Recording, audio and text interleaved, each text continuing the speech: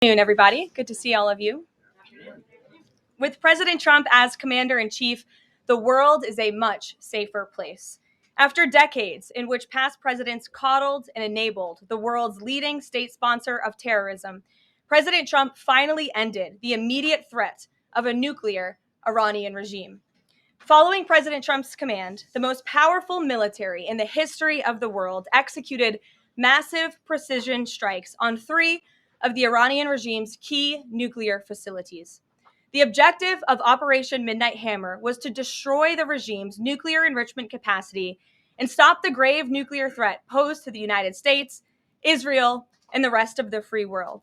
The mission, which will go down in the history books, was an overwhelming success. Secretary of Defense Pete Hegseth and the chairman of the Joint Chiefs of Staff Dan Raisin Kane covered the operation in great detail at their briefing this morning at the Pentagon, and I encourage every American to watch it. As President Trump has said repeatedly, the United States of America has the greatest, fiercest, and bravest armed forces ever to stride the face of this earth, and we couldn't be more grateful and proud of our nation's warriors. The Iranian regime was weeks away from being able to produce a nuclear weapon that would threaten the entire world before President Trump took this decisive action on Saturday night to obliterate their nuclear capabilities. The contrast in leadership could not be more clear. Barack Obama and Joe Biden sent pallets of cash, American taxpayer dollars, in a failed attempt to buy the Iranian regime's compliance with a weak and ineffective deal. President Trump sent a fleet of American warplanes to destroy Iran's ability to produce a nuclear weapon. The United States and the entire world are safer because of this president's decisiveness. Despite agenda-driven leaks by the fake news media aimed at undermining this incredible accomplishment achieved by President Trump and our brave fighter pilots, there is broad consensus emerging already that Iran's nuclear capabilities were indeed destroyed. The United States, Israel, the United Nations, and even Iran all agree they can no longer build a nuclear weapon. So why did the president immediately turn to obliterating after the Iranian nuclear threat? Securing peace. Within 48 hours of the devastating strike, President Trump and his team brokered a historic ceasefire between Israel and Iran and officially ended the 12-day war. The Middle East is now shifting away from chaos and bloodshed and moving toward the beginning stages of a new era of peace and stability that President Trump has long called on them to achieve. This was unthinkable at this time last week, and this is what peace through strength looks like. Under President Trump, America will relentlessly advance our interests without being dragged into endless wars. His fearless leadership guarantees America is once again respected across the world. Just look at what he was able to accomplish at the NATO summit in the Netherlands. Many of you were there. Our allies agreed to invest 5% of their GDP annually in defense because President Trump demanded it. This will be the most significant reinforcement of NATO's collective defense in the history of the NATO alliance. And as a result, the United States of America will carry less of the burden, and our NATO allies will be stronger than ever before. As NATO Secretary General Ruda put it, for too long, one ally, the United States, and our taxpayers, I may add, carried too much of the burden of that commitment. And that changes today. President Trump made this change possible. We will produce trillions more for our common defense to make us stronger and fairer by equalizing spending between America and our allies. This is the Trump effect. This is what the president meant when he declared that America is back. Now, back here at home, Americans are paying much cheaper prices for gasoline this summer, as both the Wall Street Journal and the New York Times pointed out today. Here's how the Wall Street Journal put it. Hitting the road this summer won't bring as much of a big hit to your wallet. The national average for a gallon of regular gasoline is about 23 cents cheaper than this time last year. Analysts say plentiful supply is expected to keep prices down in the coming months. These are the cheapest gas prices at this point of the summer since 2021. And despite all the doom casting from liberal pundits, oil prices on Tuesday were lower than before the Israel-Iran conflict began. As President Trump continues to unleash American energy, our country will have even more efficient, reliable, and affordable energy to protect our national security and fuel our people. Later this afternoon, here at the White House, the president will host a One Big Beautiful event in the East Room to rally Republicans to get the One Big Beautiful bill across the finish line. At that event, he will be joined by everyday Americans from across the country who will massively benefit from the common sense policies and provisions within this bill. This is the largest tax cut for working and middle class Americans in history, and it's going to put more money into the pockets of hardworking Americans. Families will see an average increase in take home pay of more than $10,000 per year. Americans earning between $30,000 and $80,000 per year will see a 15% tax cut. Overtime and tipped workers will save thousands of dollars annually. And our amazing seniors will receive historic financial relief by reducing the tax burden on their Social Security benefits. Simply put, this bill is going to unlock the golden age of America. And we look forward to continuing to work with the Senate and the House to see this bill on the president's desk for signature by Independence Day. Here in our new media seat today, we have Colin Anderson with the Washington Free Beacon, who will kick off our question and answer. Colin, go ahead. Thank you, Karoline. We reported yesterday on a briefing from the Israeli defense minister in which he said the U.S. and Israel are working together to monitor any attempts from Iran to rebuild their nuclear program, and also that if Iran was to do so, the U.S. and Israel would work together to once again destroy that nuclear program. Is that aligned with the president's thinking? Look, the president, as I said in those opening remarks, Colin, and thanks for being with us today, views the Middle East on its way to peace and prosperity. And the president used strength on Saturday night. The whole world saw that the United States is indeed the most lethal fighting force in the world with those precision strikes on Saturday evening. But the president wants peace. He always has. And right now we're on a diplomatic path with Iran. The president and his team, namely Special Envoy Witkoff, continue to be in communication with the Iranians and especially our Gulf and Arab partners in the region to come to an agreement with Iran. As for our alliance with the state of Israel and that friendship and that partnership between the United States and the state of Israel, I would argue it has never been stronger. And we see a new era in which perhaps some of these Gulf and Arab states can sign on to the Abraham Accords. That was one of the president's most signature accomplishments in his first term, and he'd like to see more of those countries sign on in this second term. And so we look forward to sustaining a long and durable peace in the region, and the president wants to do that through a diplomatic solution. But as he proved on Saturday night, he's not afraid to use strength if we need to do it. Gabe. Thanks, Caroline. The president mentioned in a Truth Social post that no enriched uranium was moved from Fordo. What about the other two sites, Isfahan and Natanz? And how can the president be so sure that no uranium was moved? Well, what I can assure you is that the United States and our intelligence agencies and Director Ratcliffe and the president's entire national security team were obviously watching these sites very closely in the weeks and the days leading up to the attack on Saturday, which I will add was one of the most secretive and successful operations in United States history. I think many of you in this room would agree with that because none of you in this room knew about the strike on Saturday until it took place. So we were watching closely, and there was no indication to the United States that any of that enriched uranium was moved prior to the strike. From any of the sites? Correct. And then one more thing, Caroline. Next week, the president mentioned there to be talks with Iran.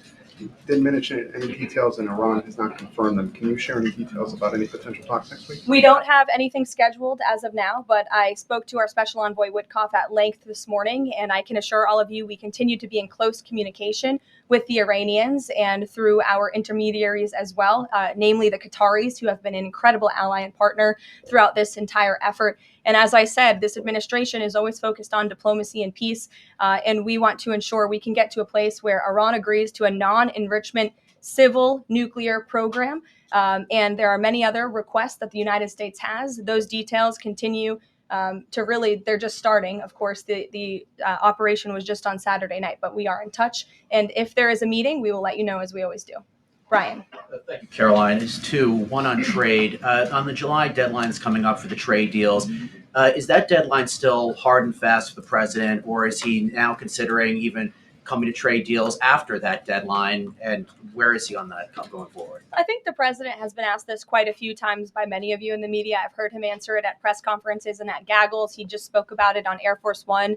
The deadline is not critical. The president can simply provide these countries with a deal if they refuse to make us one by the deadline. And that means the president can pick a reciprocal tariff rate that he believes is advantageous for the United States and for the American worker. And he will continue to do that. But as for the deals, our United States Trade Ambassador, Jameson Greer, I speak to him frequently. He's working very hard, and he has had very good and productive discussions with many of our key trading partners. And on the One Big Beautiful Bill, there's conversations on the Hill right now about the Medicaid cuts. I'm curious if the final bill that the president's been talking about comes to him and it has Medicaid cuts in it, will he sign it, or would he rather just Congress do away with those cuts? I think our friends in both the Senate and the House know exactly where the president stands on Medicaid. He wants to get rid of the waste, fraud, and abuse, and they are working to do that in the Senate right now. Jennifer. Follow up on that, on the big beautiful bill. Is there enough time for Congress to work through the issues it needs to work through? I'm saying, does the president need to move back his deadline a little bit? We expect that bill to be on the president's desk for signature by July 4th. I know that there was a ruling by the Senate parliamentarian this morning. Look, this is part of the process. This is part of the inner workings of the United States Senate. But the president is adamant about seeing this bill on his desk here at the White House by Independence Day. And then on Israel, is there a date set for the prime minister to visit the White House yet? Is he coming in a couple weeks? There isn't a date, but the prime minister has expressed interest in coming to the White House to meet with the president and come to Washington. The president is obviously very open to that, but we don't have a date. When we do, we'll let you all know. Kate. The president suggested he was open to sending more Patriot air defense missiles to Ukraine. Is that going to happen? And were there any other assurances that he made directly to Zelensky when they met? I'll let the president speak on that. That was a private conversation between he and President Zelensky. But the meeting was a good meeting, and it was a meeting towards progress. And the president, as he said, repeatedly wants to see this war come to an end. But I'll let him speak on that specific point. And Witkoff yesterday suggested that there would be more countries signing on to the Abraham Accords. What's the timeline on that, and which countries specifically is the administration looking to have sign on? Well, the president is certainly hopeful that more countries in the region will sign on to the Abraham Accords. Again, we want to see a long, withstanding, and durable peace in the Middle East, and that's the way to do it. And when the president met with the new president of Syria, that was one of the requests that he made for Syria to sign on to the Abraham Accords. I don't have a timeline for you, but this administration wants to see that happen, and our partners in the region should know that. Rachel. Thanks so much. Just to follow back up on the meeting that the president mentioned about wanting to have this meeting with the Iranians next week. Clearly, there's a willingness here from the administration to want to meet with Iranian officials. What is the holdup here in trying to schedule it? Are you experiencing any resistance from the Iranians? No, have some patience. We just had this strike on Saturday night. The president secured a ceasefire. A lot has happened in the last week. He was just in the Netherlands. Now he's back home to have a big event this afternoon on the One Big Beautiful Bill and get our domestic priorities across the finish line. So we'll get there. And like I said, we're in constant communication. And just one more, just on the goal of the meeting. The president mentioned yesterday that it may not be necessary to have an agreement with the Iranians. What is the purpose? What would be the goal of this meeting? Again, to continue moving forward towards a long-standing peace in the Middle East. Jordan. Yes, Caroline, thank you. So the president had some harsh words for both Israel and Iran on Tuesday as he was departing from the NATO summit after they both violated the ceasefire. He said, what's your response to Americans who are worried the peace isn't going to last and think that Israel is trying to plunge us into another endless war on their behalf? I think the fact that the president was able to successfully negotiate a ceasefire when nobody thought that was possible, it was a surprise to everyone in this room. It was a surprise to the world, but the president got it done because he wants to see peace in this world. He does not want the United States to be dragged into these conflicts. Again, he's not afraid to use strength if he has to, but the president has already proven he can put America first and deliver on peace at the same time. They're not mutually exclusive goals. One more. After Carrie Lake, she testified in the House Foreign Affairs Committee on the waste, fraud, and abuse and the rot, really, in Voice of America and USAGF. The president called for Congress to kill it. What does that look like? And is the president willing to sign an executive order? Well, I believe that action would have to be legislative through Congress, and the president directed Congress to get that done in his Truth Social post yesterday. If there is any executive action that can be taken to cut some of the waste, fraud, and abuse, or do away with the program entirely, I'm sure our great Deputy Chief of Staff, Stephen Miller, is already looking into it. And if it can be done, it will be done here at the White House, but Congress should act as well. To the back, go ahead. Yes. Okay, Caroline, thank you. The administration To has said the back, that, and then Carrie, I'll come to you. the administration said that the DIA report was low confidence intel. Can you share what other assessments are currently underway to get to the bottom of just how effective these strikes were?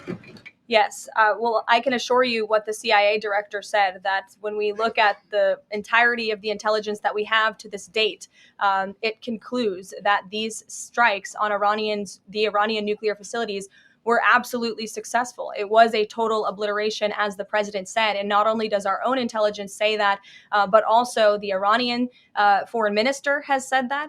We saw Israel conclude the same thing based on their own intelligence. We also had the United Nations say that as well. So I think the only other time the United Nations, Israel, Iran, and the United States has agreed on something is that the sky is blue, but they all agree that Iran's nuclear facilities were completely demolished. And I would just like to reemphasize, you mentioned this was a low confidence preliminary intelligence assessment, and the entirety of that assessment was not leaked to the media. Only tidbits of that assessment were leaked to CNN. And we have seen this playbook run before, where you have people in the intelligence community, or perhaps on Capitol Hill, we don't know, but I believe the FBI is investigating to find out who that leaker was, because it's illegal and they should be held accountable for that, leaked bits and pieces of an intel assessment to push a false narrative. And it's to the same reporter, I will add, Natasha Bertrand of CNN, who has done this in the past. In 2020, it was Natasha Bertrand who had 51 intelligence analysts falsely lie to her, but she still put it on paper for some reason, that the Hunter Biden laptop story was Russian disinformation. We all know that's not true, right? We can all agree on that now. That was a lie from the intelligence community. Also in 2020, this same reporter, Natasha Bertrand, wrote that a top intel agency ruled out the man-made lab leak theory of the coronavirus origins. Again, the president was right about that. This reporter wrote a lie from the intelligence community to seek a narrative she wanted to prove. And guess what? We now know that's the truth. Also, in 2024, Bertrand pushed the suckers and losers hoax. She also pushed the fine people hoax, which was taking the president's words purposely out of context. And then last October, and I believe this is notable, Natasha Bertrand published an article in Politico from the intelligence agency. She said that John Ratcliffe was speaking without any evidence when he said Iran was attempting to undermine President Trump's presidential campaign. And then we, of course, found out that was absolutely true. In fact, the Biden administration declassed an intel report which said they had high confidence that Iran had done exactly what Ratcliffe alleged. They did run an influence campaign to hurt President Trump's candidacy. In fact, we know the Iranians tried to take President Trump's life.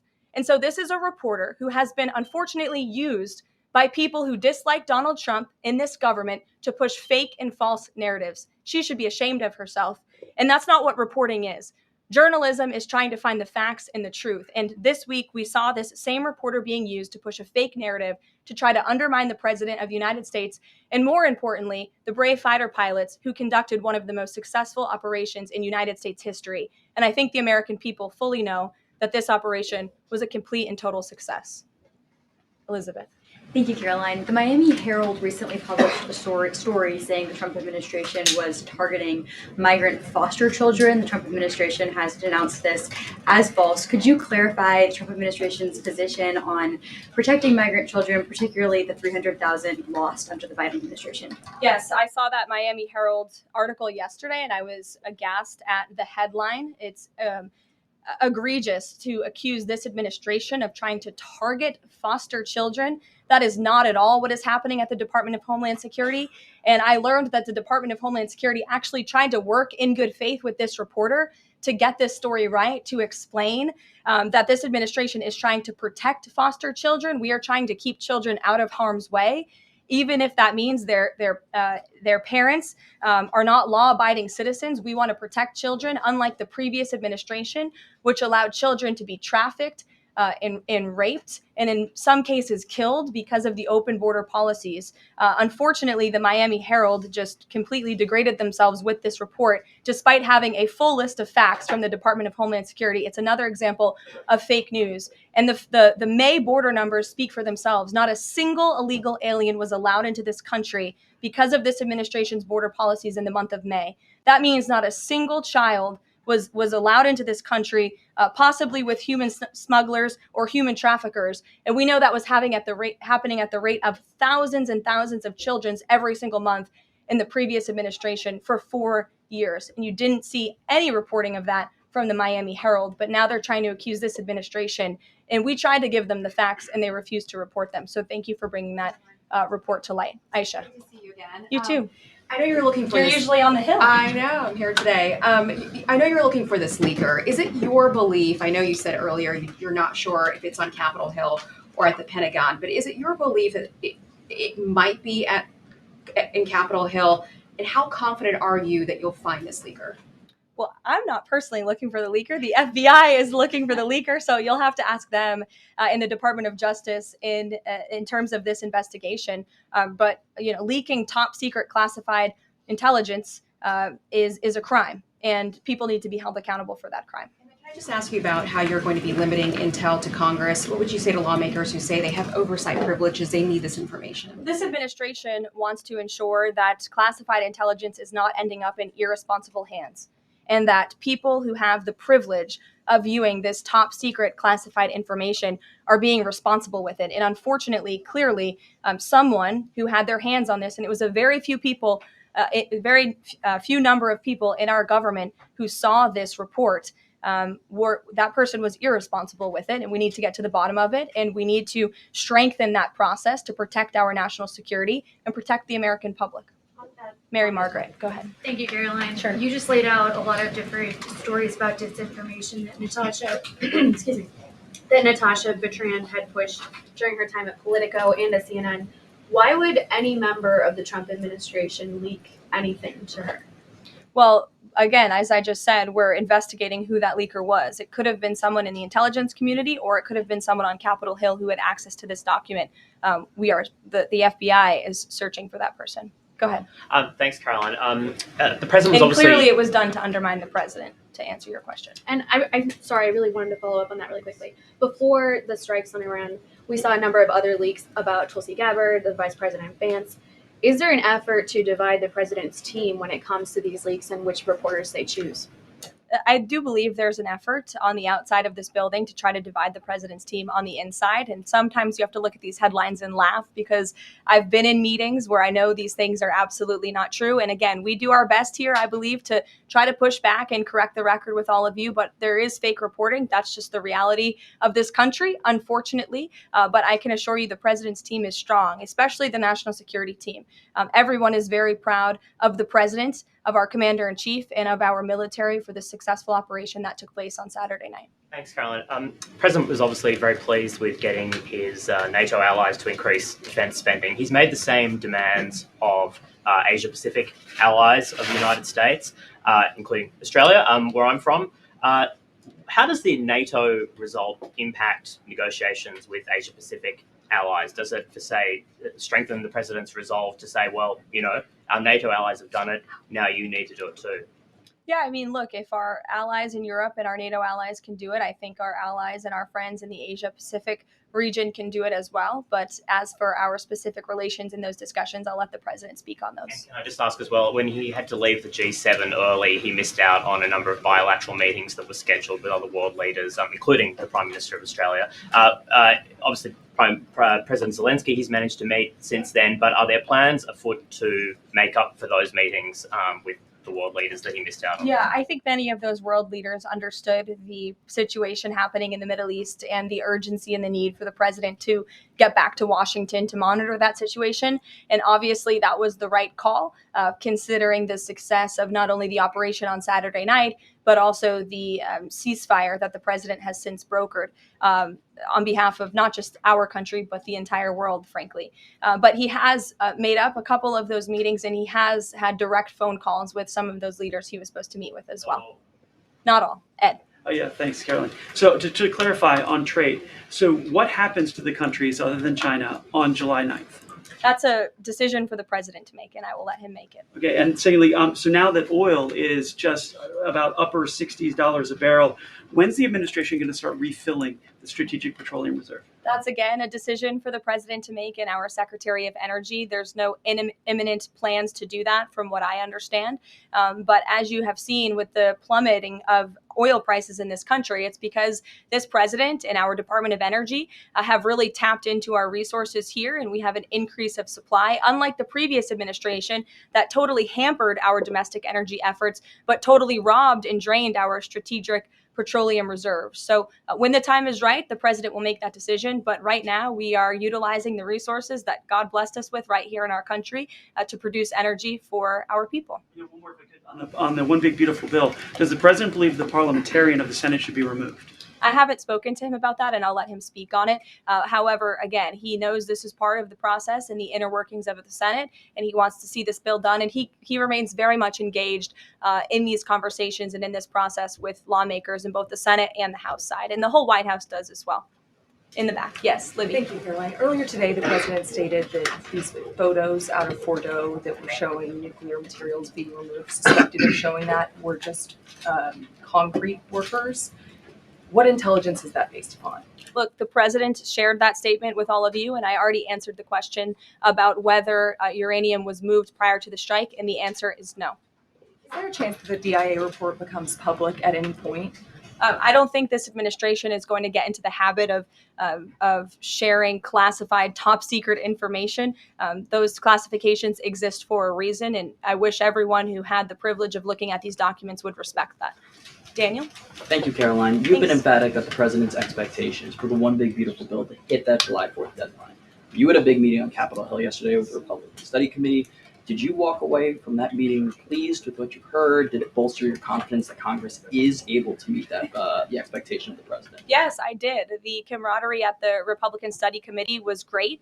Members, expressed, their feelings about the bill, but as we saw, the bill passed through the House, despite many people believing it could not. So the House is ready to receive this bill back from the Senate so they can pass it and bring it to the president's desk. So it was a great meeting, and Republicans are very unified. And we also talked about the mayoral race in New York City and how the victory of the Democratic primary candidate really shows how far left and unhinged the Democrat Party has become. And Republicans truly are on the right side of every issue in this country. We are on the side of no men in women's sports, on the side of low taxes, secure borders. So that was the topic of discussion. And the unity was strong and the camaraderie was high. And I know everyone looks forward to being here at the White House for the bill signing next week.